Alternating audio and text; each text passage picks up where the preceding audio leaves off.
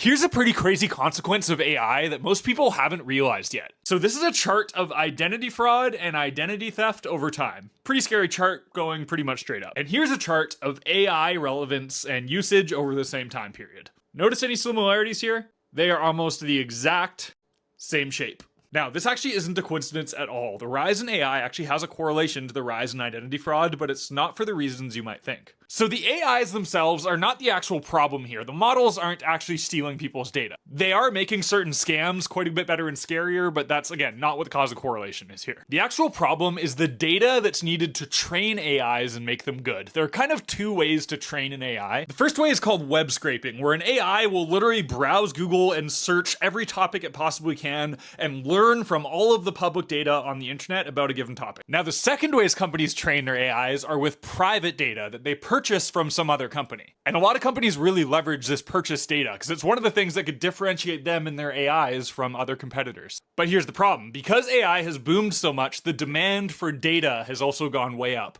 And when demand raises, price raises. And whenever prices raise and there's money to be made, unfortunately, there's going to be bad actors that come along and exploit that system, and that's what's happening now. As a result of all this, a whole black market has evolved around personal data trading through these companies called data brokers, which basically aggregate a bunch of data and sell it to as many people as they can, and it almost always makes it into a bad actor's hands, whether that's somebody committing fraud directly or doing something more in the gray area, like selling it on an open data marketplace, where literally anybody can go onto one of these public websites, enter your first and last name, and buy all of the data out there that exists on you. The whole thing's gotten out of hand very quickly, again, all because data has gotten very, very valuable and all these people are incentivized to sell it. Anyway, it's terrifying, but how do you personally prevent yourself from being exposed to all this? Two main ways. One, just be careful online and where you submit your information. That's not much help though, because everybody says that, and I think we all kind of already are, but there's one active thing you can do to prevent this, which is using a service like Delete Me, which works to actively remove all of your data from all of the common data brokers out there that store it and sell it on these open black and gray markets. Delete Me is a longtime sponsor of my videos, but I've been using them even longer and I really stand by what they do. It's kind of a two-step system. Basically, when you sign up, they do one huge audit of all of the major data brokers out there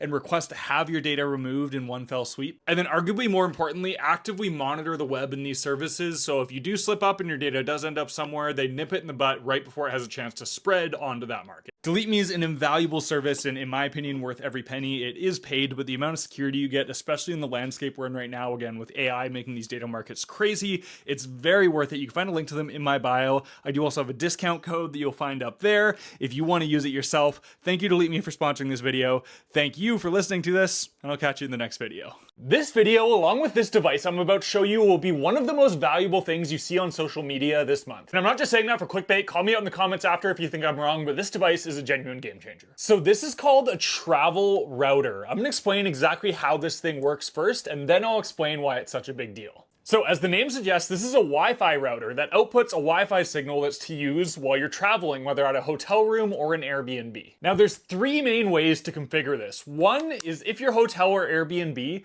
has an Ethernet port, you could plug the Ethernet cable into the Ethernet port, and then this will then act as your very own Wi-Fi network seeding from that Ethernet port. This is the most reliable way to set it up, but not a lot of hotels have these.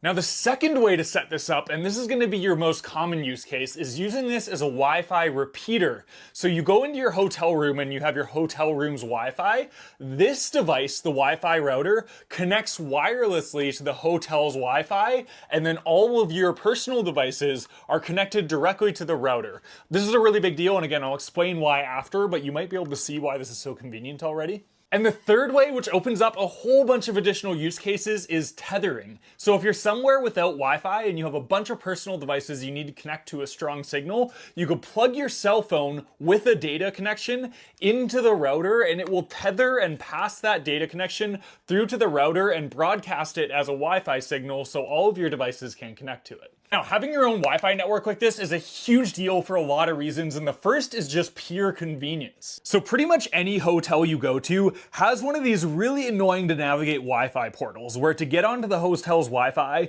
you need to go through this long process, enter your email, enter your room number, and you have to do it on every device. And in a lot of hotels, you're actually limited to a certain amount of devices per hotel room login, so you can only have 2 or 3 at once. But if you have a portable router, all you do is you connect the router to the hotel's Wi-Fi once wirelessly. There's a really easy interface that facilitates these super easy setups. Then all of your devices that are already all logged on and connected to your Wi-Fi automatically connect with no setup needed. You just connect the one device to the hotel's Wi-Fi, then your iPad, your streaming stick, your phone, your laptop, everything you bring with you is already connected without any Wi-Fi hassle. And then if the hotel does have that wired connection, you could even double down and make the Wi-Fi even more powerful with the wire. Again, the whole time not having to ever change or log into different Wi-Fi networks on all of your devices you bring with you. They're always already paired. They know the Wi-Fi is trusted and it's ready to go. Then if you're on a road trip or somewhere without Wi-Fi and one of your friends or family has a really good unlimited data plan, they could plug into the Wi-Fi router, again, tether, and broadcast a really powerful, really reliable Wi-Fi signal over the router, again, with all the credentials already all lined up because everybody's on the same router all the time, not constantly switching devices.